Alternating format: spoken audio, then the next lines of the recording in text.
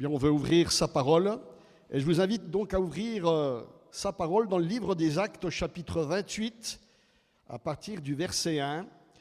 Voilà, le livre des Actes, chapitre 28, à partir du verset 1. Et le titre de mon message ce soir s'intitule voilà, « Subir le destin fataliste ou entrer dans notre destinée avec Dieu ». Il y a un choix qui est fait là. Alors, il est dit, dans Actes chapitre 28, « Une fois hors de danger, nous reconnûmes que l'île s'appelait Malte. Les barbares nous témoignèrent d'une bienveillance peu commune, nous recueillirent tous auprès d'un grand feu qu'ils avaient allumé parce que la pluie tombait et qu'il faisait très froid. » Un peu comme ce soir, vous voyez. Paul ayant ramassé un tas de broussailles et l'ayant mis au feu, une vipère en sortit par l'effet de la chaleur et s'attacha à sa main. Quand les barbares virent l'animal suspendu à sa main, ils se dirent les uns aux autres, « Assurément, cet homme est un meurtrier, puisque la justice n'a pas voulu le laisser vivre après qu'il a été sauvé de la mer. » Paul secoua l'animal dans le feu et ne ressentit aucun mal. Ces gens s'attendaient à le voir enfler ou tomber mort subitement. Mais après avoir longtemps attendu, voyant qu'il ne lui arrivait aucun mal, ils changèrent d'avis et dirent que c'était un Dieu. Alors bien sûr, ces personnes se trompaient concernant Paul. Paul n'était qu'un homme, serviteur du Dieu vivant. Alors, on comprend qu'après s'être tiré d'affaire lors d'un naufrage, Paul et ses compagnons vont se retrouver dans cette île de Malte et ils vont être au bénéfice de l'hospitalité de ces gens, de ces indigènes, qui vont l'accueillir autour d'un grand feu afin de le sécher, lui et ses compagnons, et de les réchauffer. Et c'est là que va se produire un incident qui n'est pas des moindres, parce qu'il aurait pu être lourd de conséquences pour celui qui en a été victime, c'est-à-dire l'apôtre Paul, serviteur du Dieu vivant. Qu'est-ce qu'on lit ? Eh bien, que Paul voulait réactiver le feu. Pour cela, il va ramasser un tas de broussailles, mais par l'effet de la chaleur, une vipère va sortir de son repère, et là, cette vipère va mordre l'apôtre, le serpent va s'attacher à sa main, et tous seront témoins de cette scène. Et il nous est dit que les gens du pays, les gens de ce territoire, à ce moment-là, vont se dire, assurément, cet homme est un meurtrier, puisque la justice avec un grand J, n'a pas voulu le laisser vivre après qu'il a été sauvé de la mer. Alors, il faut voir derrière ce mot justice avec un J majuscule la personnification d'une divinité de la mythologie païenne de cette contrée. Et rien de nouveau sous le soleil, dit l'Ecclésiaste. S'il y a une chose dont on dit « voici, ceci est nouveau », cette chose existait déjà dans les siècles qui nous ont précédés. Qu'est-ce que je veux dire par là ? Eh bien, si on actualise les propos de ces indigènes, c'est comme s'ils avaient dit « pas de chance ». Il a été épargné du naufrage, mais là, son heure est arrivée, c'est le destin. C'est le destin. Il a peut-être quelque chose à se reprocher. Et c'est vrai que beaucoup encore croient que leur vie est dictée par le destin. Ainsi, chaque homme aurait un destin tracé, c'est-à-dire une puissance extérieure, supérieure à la volonté humaine, qui régirait l'univers en fixant de façon irrévocable le cours des événements. C'est comme cela, c'est tracé. Destin serait synonyme de fatalité. C'est le destin qui l'a voulu. C'est-à-dire une force surnaturelle par laquelle, selon certains, tout ce qui arrive est déterminé d'avance. Fatalité. Caractère de ce qui est fatal, de ce qui est inévitable. Le mot fatal signifie quelque chose de grave, de même très grave. Vous avez des personnes qui peuvent commettre des erreurs fatales, c'est-à-dire avec des conséquences mauvaises, importantes pour l'avenir. On parle d'erreur fatale, c'est-à-dire un destin tragique. Il a commis l'erreur fatale de croire ce qu'ils lui ont dit, alors que c'était un mensonge. Alors ne commettez pas l'erreur fatale ce soir de ne pas croire dans l'Évangile, dans ce qui vous est dit ce soir, parce que ce n'est pas un mensonge, il s'agit de la vérité. Amen. Alors, le synonyme de destin, c'est le hasard, la chance, la bonne fortune, la bonne étoile, le sort. Alors, faut-il subir le destin? Ben oui, pour ceux qui y croient. Parce que, quoi qu'il arrive, le destin gagne toujours. Alors, comment appelle-t-on une personne qui croit au destin? Un fataliste. L'adepte du fatalisme, ça s'abandonne aux événements et les accepte avec résignation. Un fataliste, c'est quelqu'un qui a le sentiment que quoi que ce soit qu'il fasse, le résultat, eh bien, ça sera toujours le même, parce que les choses, elles sont prédéterminées. Les fatalistes partagent le sentiment d'être impuissants face au monde et à l'avenir. Le fatalisme est la croyance que tout est prédéterminé et c'est immuable, ça ne change pas. Et certaines personnes trouvent même une forme de paix derrière le fatalisme parce que ça les aide à accepter eh bien, ce qu'elles ne peuvent pas contrôler. Et peut-être que ce soir, eh bien, tu es un adepte du fatalisme. Peut-être que tu crois au destin. Le fatalisme peut être mauvais s'il engendre un sentiment de désespoir et d'impuissance. Mais Dieu, lui, nous appelle à vivre une autre vie que celle-là. Une vie de foi où les choses eh bien, peuvent réellement changer. On le voit à travers eh bien, cette histoire où là, Paul sera mordu par le serpent. C'est le destin, c'est la fatalité, mais non, on voit que cet homme, à travers sa foi, eh bien, va vivre autre chose que la mort certaine après la morsure du serpent. Oui, une vie de foi, c'est ce à quoi Dieu nous appelle, où les choses peuvent réellement changer, sans être obligé de les subir dans l'impuissance. Parce que Dieu est celui qui peut renverser les situations et il les renverse en bien. Amen. Puisque la foi, la Bible nous le dit, c'est une ferme assurance des choses qu'on espère, une démonstration des choses qu'on ne voit pas. Alors je me souviens d'une expérience que j'ai pu faire, j'ai eu l'occasion déjà de la mentionner ici, et qui est en lien avec ce passage. Bien voilà, j'étais étudiant, je devais passer des examens, était venu le temps des révisions, et puis j'ai osé demander à Dieu eh bien, de me montrer le sujet sur lequel ça allait tomber.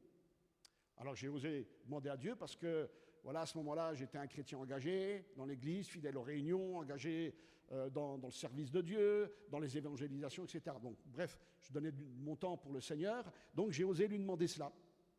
Et puis, voilà, le Seigneur, une profonde conviction venue dans mon cœur, et je savais, j'étais persuadé que le sujet qu'il me montrait, c'était celui qui allait tomber.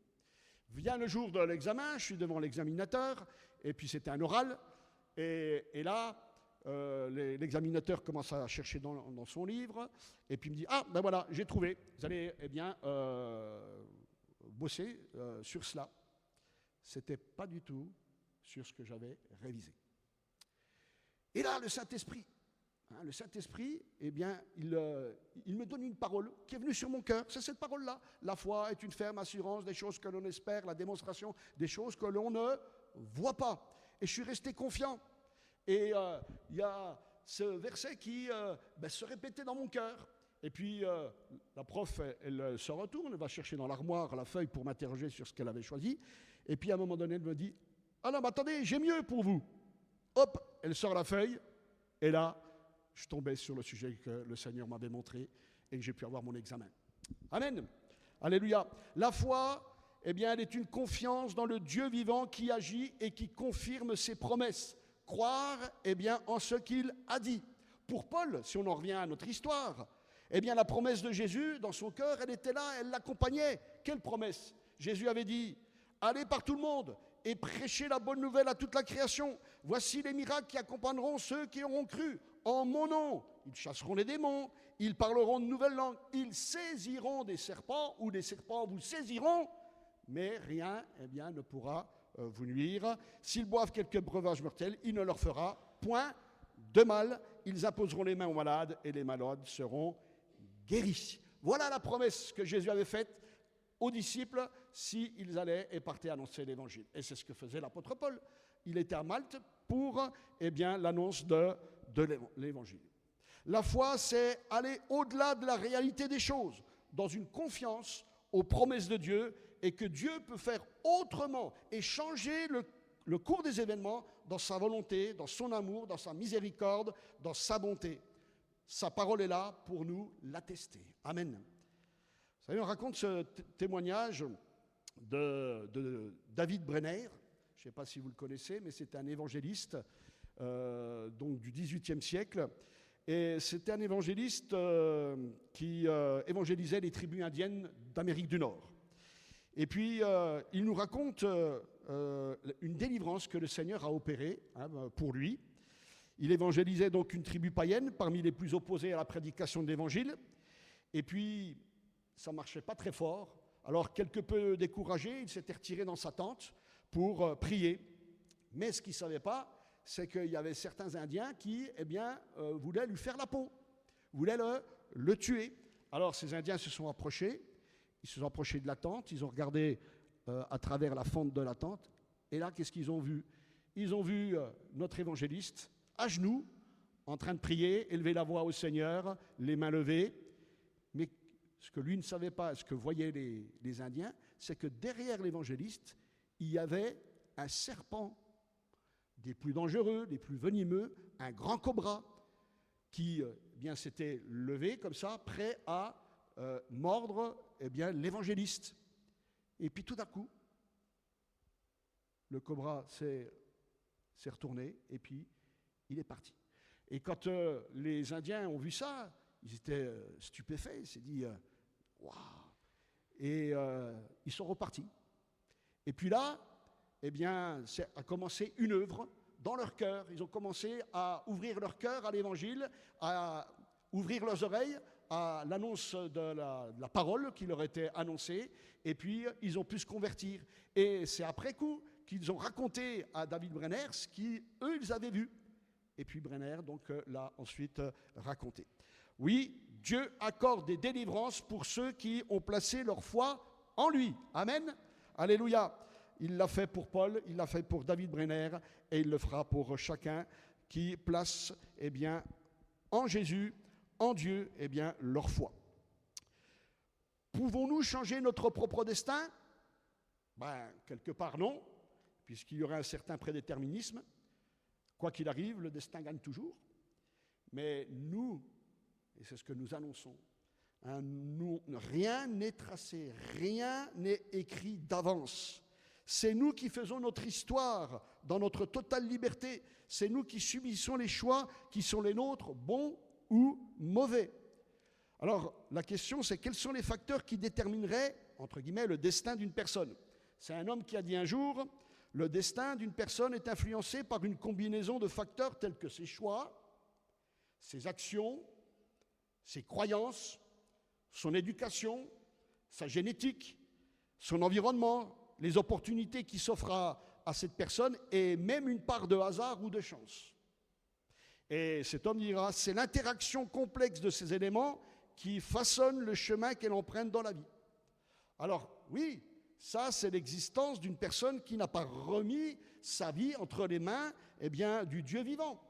Alors oui, son existence va prendre le chemin de ces influences que nous venons de lister et de nommer. Nous, chrétiens, nous parlerons plutôt de destinée. Pas de destin, mais d'une destinée, ce qui n'est pas la même chose. Et nous le voyons dans cette histoire avec Paul. Selon les fatalistes, le destin de Paul était de mourir du venin du serpent, mais nous voyons que sa foi en Dieu et en son Seigneur, Jésus, le conduira à vivre autre chose, un miracle dans cette situation, une délivrance. Alléluia. Destinée, qu'est-ce que c'est qu'une destinée? La destinée, ce sont les plans que Dieu a pour chacun d'entre nous. La Bible nous dit que Dieu, il a des projets de paix et non de malheur, afin de nous donner un avenir et de l'espérance. Dieu, il a des projets de paix et non de malheur pour toi, afin que tu aies un avenir et de l'espérance. Dieu, il vient à nous, il nous fait entendre son appel, celui d'entrer dans notre destinée, c'est-à-dire l'existence qu'il a pour nous, la direction qu'il a pour nous.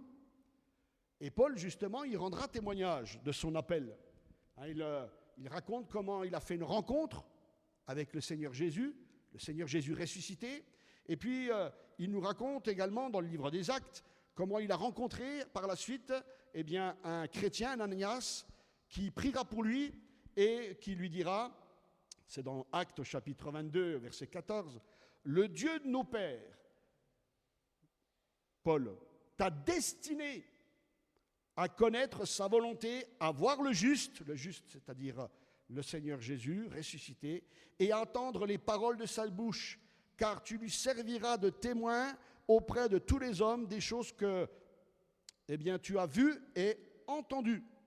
Et maintenant, pourquoi tardes-tu? Lève-toi, sois baptisé, et lave tes péchés en invoquant le nom du Seigneur. » Voilà la destinée que Dieu a pour nous, pour chacun de nous, pour toi. Il veut te faire connaître sa volonté, tout comme pour l'apôtre Paul. Il veut que tu puisses un jour voir le juste, c'est-à-dire celui qui est ressuscité, Jésus, le juste, et que tu puisses entendre les paroles de la bouche de Dieu, sa parole, pour que toi aussi tu puisses lui servir de témoin, comme on l'a entendu tout à l'heure, notre sœur, et que nous puissions rendre témoignage des choses que nous avons vues et entendues.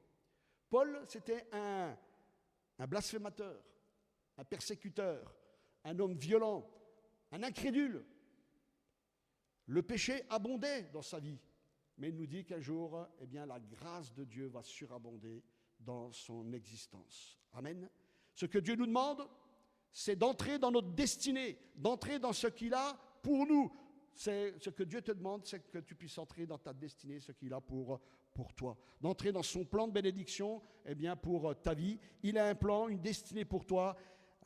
Et cette destinée, c'est déjà ton salut éternel, premièrement. Vous savez, la Bible nous raconte qu'un jour, les disciples que Jésus avait envoyés, premièrement, pour annoncer l'évangile, sont revenus. Et puis, ils diront à Jésus, « Voici, je vous ai donné... » ils vont leur raconter ce qu'ils ont vu et entendu, ils vont rendre témoignage des actions de Dieu. Et Jésus leur dira, « Voici, je vous ai donné le pouvoir de marcher sur les serpents et les scorpions et sur toute la puissance de l'ennemi, et rien ne pourra vous nuire. » Ça, c'est une chose. Parce que les disciples, ils avaient été étonnés de l'autorité qu'ils avaient reçue dans la foi. Mais Jésus poursuivra tout de suite après en disant quelque chose de plus grand concernant l'avenir éternel. Il dira, « Cependant, ne vous réjouissez pas de ce que les esprits vous sont soumis, mais réjouissez-vous de ce que vos noms sont écrits dans les cieux. » Et à ce moment-là, Jésus tressaillit de joie par le Saint-Esprit et il dit, « Je te loue, Père, Seigneur du ciel et de la terre, de ce que tu as caché ces choses aux sages et aux intelligents et de ce que tu les as révélées aux enfants. » Et au verset 23, un petit peu plus loin, il est dit, en se tournant vers les disciples, il leur dit en particulier, « Heureux les yeux qui voient ce que vous voyez, car je vous dis que beaucoup de prophètes et de rois ont désiré voir ce que vous voyez et ne l'ont pas vu, entendre ce que vous entendez et ne l'ont pas entendu. » Ce soir, tous nous entendons aujourd'hui ces paroles du Seigneur Jésus à travers sa parole vivante. C'est là la destinée que Dieu veut pour chacun de nous. Que nos noms, que ton nom soit écrit dans le ciel, dans les cieux, sauvé pour l'éternité. Ce n'est pas le destin, ça. C'est notre destinée, c'est ta destinée. Dieu te demande d'entrer dans cette destinée par la foi en acceptant dans ton cœur, dans ta vie, Jésus-Christ, sauveur de ton âme. Ce n'est pas le destin, c'est ton choix d'entrer ou pas dans cette destinée voulue par Dieu à travers cette révélation que Jésus est celui qui devait venir, qu'il est l'envoyé du Père. Soit nous tombons dans le fatalisme de la vie, c'est comme ça doit arriver ou ça devait arriver, ou soit notre vie est entre les mains de Dieu et notre destinée se fait en vertu de notre foi en Dieu, en vertu de ses promesses, en vertu de son plan, en vertu de la direction qu'il a pour nous. Parce que Dieu a un chemin. Il a un chemin pour nous, il a un chemin pour toi, personnellement. Un chemin de vie, afin que tu puisses servir de témoin. La foi, c'est la ferme assurance des choses que l'on espère, la démonstration des choses que l'on ne voit pas. Il nous est dit au verset 5, Paul secoua l'animal dans le feu et ne ressentit aucun mal. Qu'est-ce que vous auriez fait, vous? Vous avez le serpent qui est attaché à votre main. Vous auriez secoué la main simplement comme ça? Ah ben là, ça c'est sûr. Hein. Retire-toi, sale bête. Mais on aurait paniqué, sûrement. Est-ce que Paul, il a paniqué ici?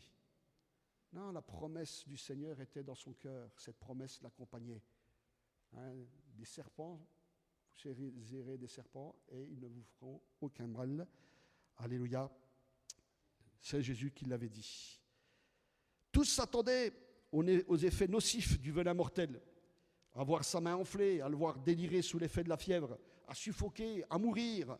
Mais rien de tout cela, car Dieu est intervenu miraculeusement. Dieu change les circonstances. Amen. Ça, ce n'est pas le fatalisme, ça, ce n'est pas le destin. Il peut nous arriver des choses, mais Dieu change les circonstances. Amen. Alléluia. La Bible nous dit dans le psaume 37, « Recommande ton sort à l'Éternel, mets en lui ta confiance et il agira. » Amen. Il fera paraître ta justice comme la lumière et ton droit comme le soleil à son midi.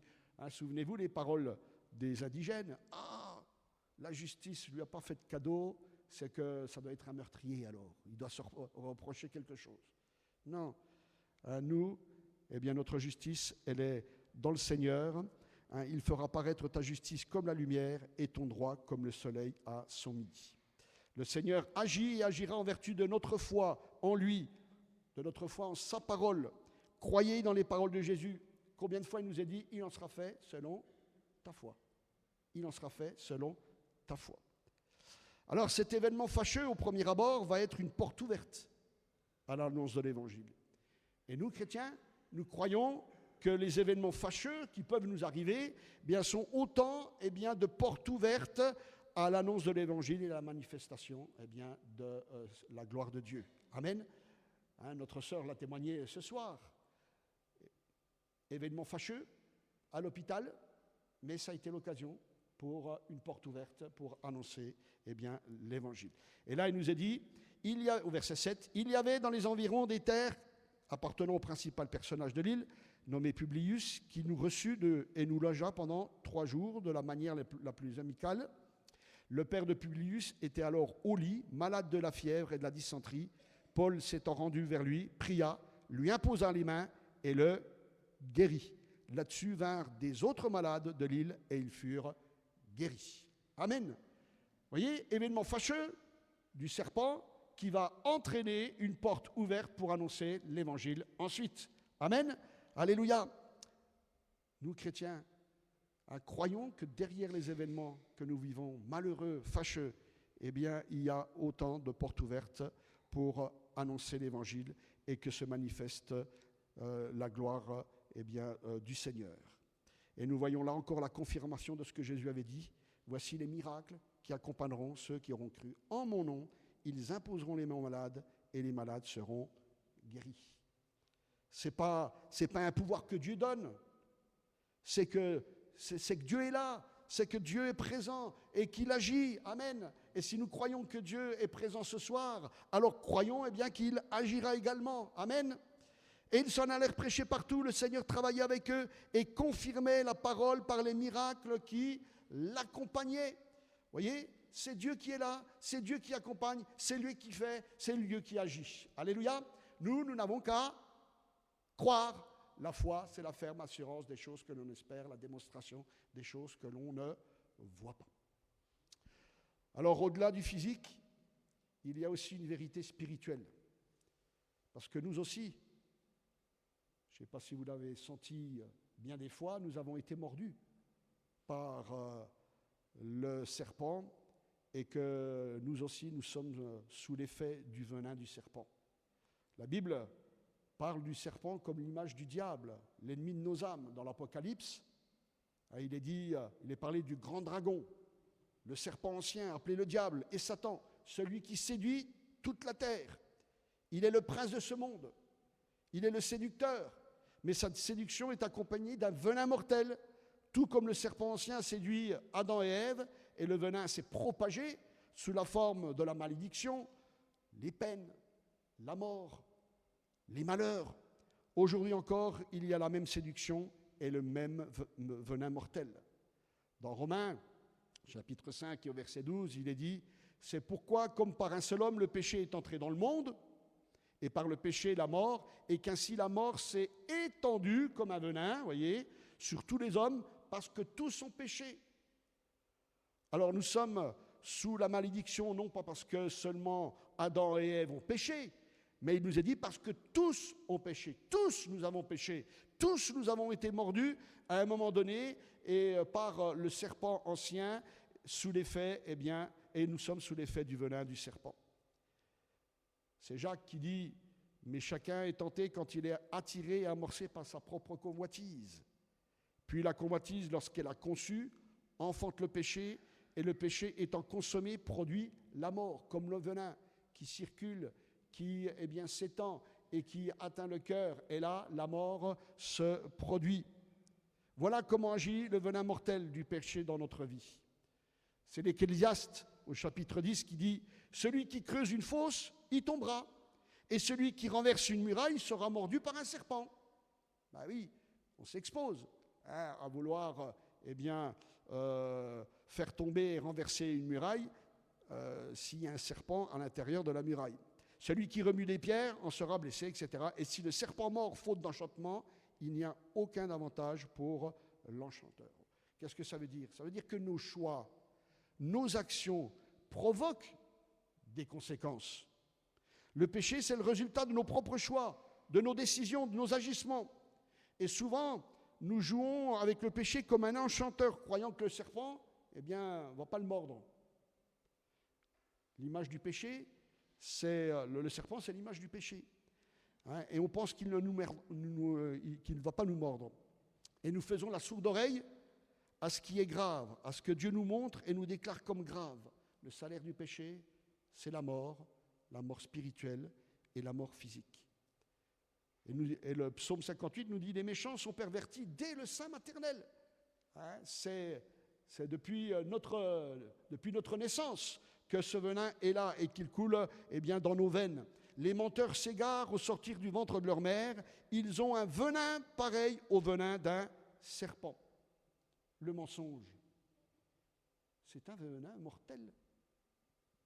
C'est comme un venin d'un aspic.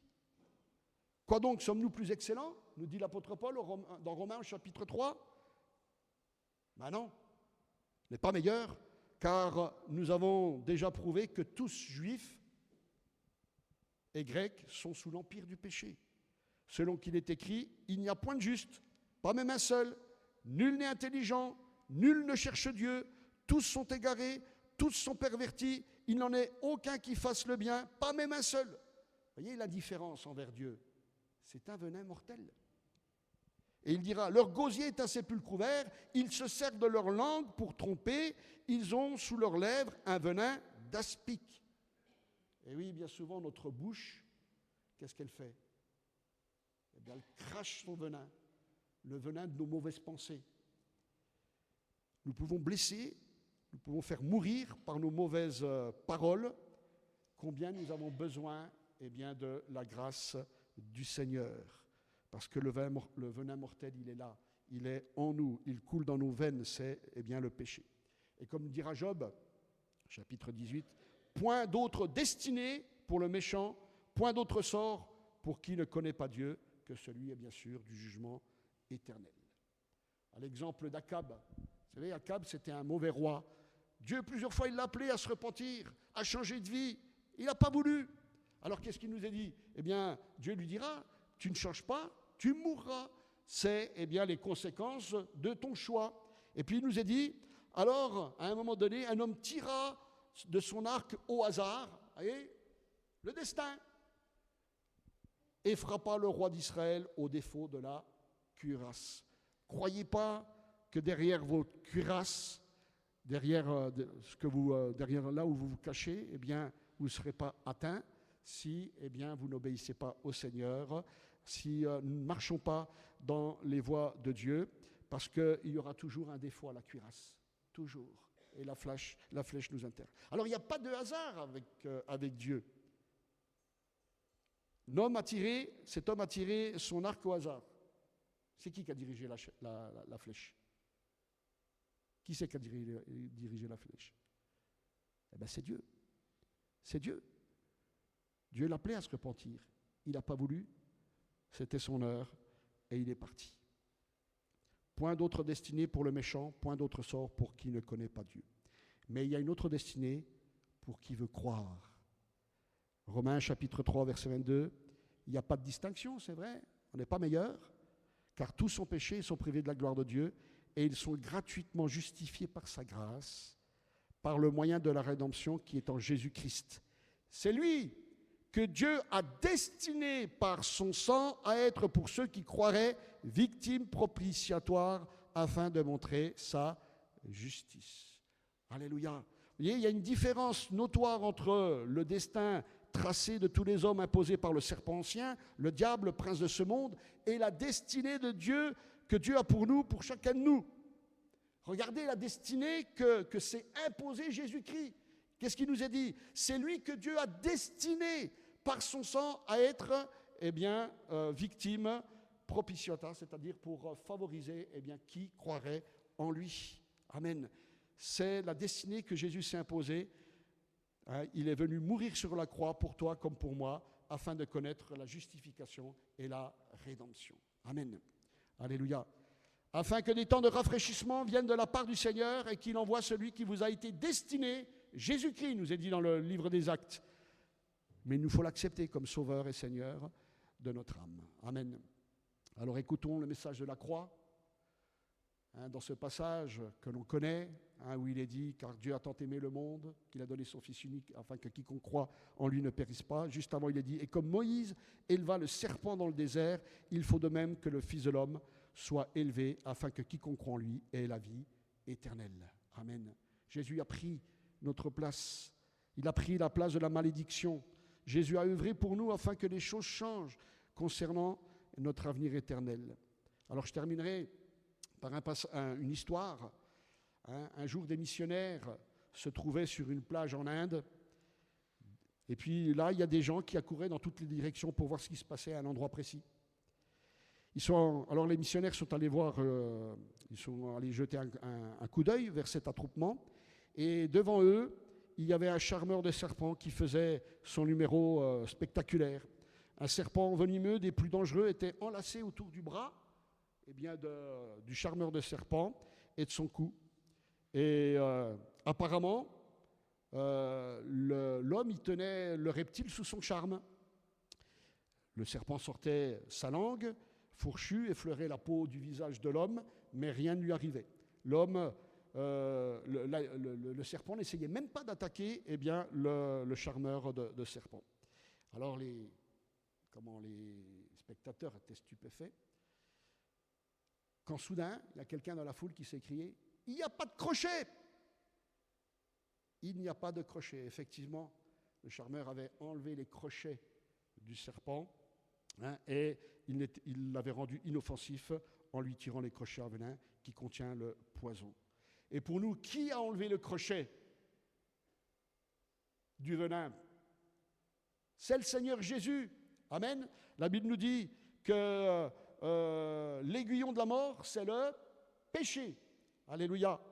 Mais Jésus, il est venu nous délivrer de l'aiguillon de la mort.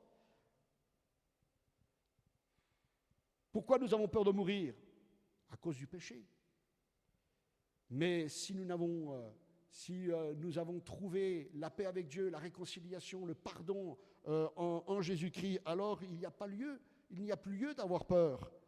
Le Fils de Dieu apparut afin de détruire les œuvres du diable. Et c'est ce qui nous est dit dans Hébreux au chapitre 2 et au verset 15, où Jésus, il est venu délivrer tous ceux qui, par la crainte de la mort, étaient toute leur vie retenus dans la servitude. Et après, il nous est dit, assurément, ce n'est pas des anges qu'il vient en aide, mais c'est à la postérité d'Abraham. Et ensuite, en conséquence, il a dû être rendu semblable en toutes choses.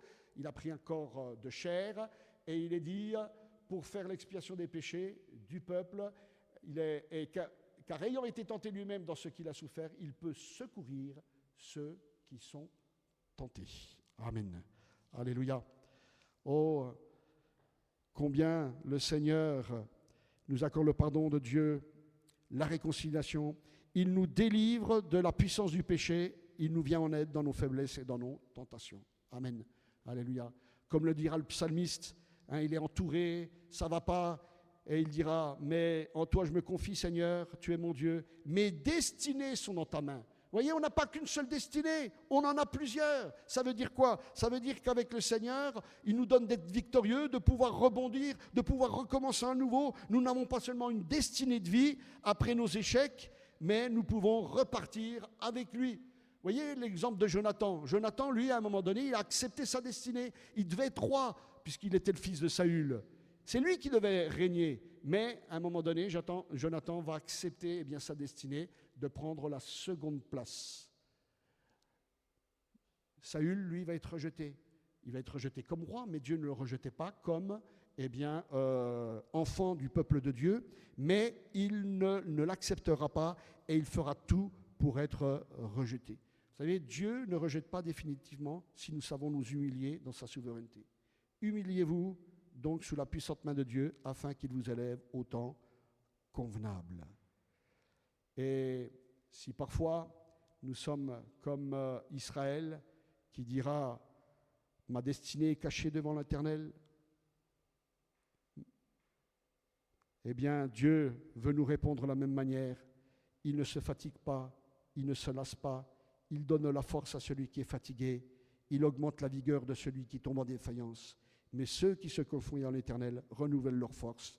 Ils prennent le vol comme les aigles, ils courent et ne se lassent pas, ils marchent et ne se fatiguent pas. Amen. Voilà notre destinée, voilà ta destinée. La capacité d'être renouvelé dans la foi, la capacité d'être renouvelé dans ta marche avec le Seigneur, de connaître un souffle nouveau dans le Seigneur. Alors confie-toi en lui et non dans ta sagesse, dans tes pensées négatives, comme Israël. Ma destinée est cachée devant Dieu. Non, elle n'est pas cachée. Dieu, il a une destinée pour toi, il la connaît. Amen. Entre dans cette destinée, maintiens-toi dans cette destinée et confiance au Seigneur et il agira. Amen.